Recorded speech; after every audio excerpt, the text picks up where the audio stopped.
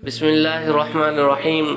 अस्सलामु अलैकुम वरहमतुल्लाहि वबरकातुहू। ज़कात किस पर फ़र्ज़ है, ज़कात निकालने का जदीद तरीका, ज़कात की कैलकुलेशन कैसे होगी। बहुत ही कीमती वीडियो। ज़कात का निसाब। जिन अम्वाल में ज़कात वाजिब होती है उनका निसाब क्या है और इस निसाब की मौजूदा औज़ान में क्या मिक़दार होती है।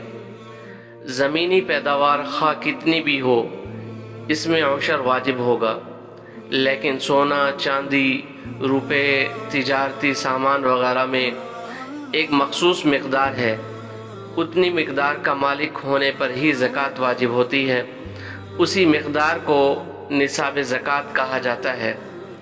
सोने का निसाब 20 मिस्काल सोना है जो 7.5 तोला और जदीद औज़ान में 87 ग्राम 479 मिलीग्राम होता है।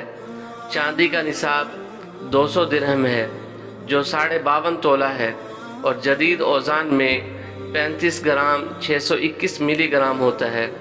सामान तिजारत की कीमत या नक़द रकम जब चांदी की इस मिक़दार यानी 35 ग्राम 621 मिलीग्राम की कीमत के बराबर हो जाए तो समझा जाएगा कि वो शख्स साहिब निसाब है।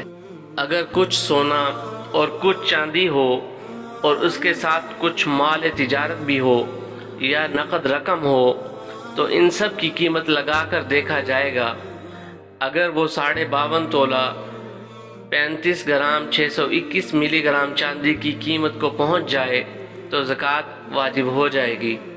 निसाब ज़कात पर अगर कुछ मिक़दार का इजाफ़ा हो, मसलन 53 तोला चांदी या 8 तोला सोना हो, तो इस ज़्यादा हिस्सा पर भी 2.5% के हिसाब से ज़कात वाजिब होगी।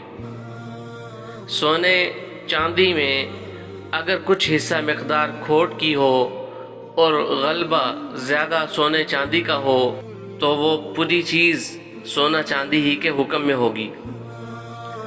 सोना चांदी जिस सूरत में भी हो उसमें ज़कात वाजिब है। इसीलिए रोज़मर्रा के इस्तेमाली ज़ेवरात की भी ज़कात अदा की जाएगी। वल्लाहु आलम बिस्सवाब। अल्लाह ताला आप सबको अपने हिफ्ज़ अमान में रखे और दोनों जहानों में खुशियाँ नसीब फरमाए। आमीन सुम आमीन।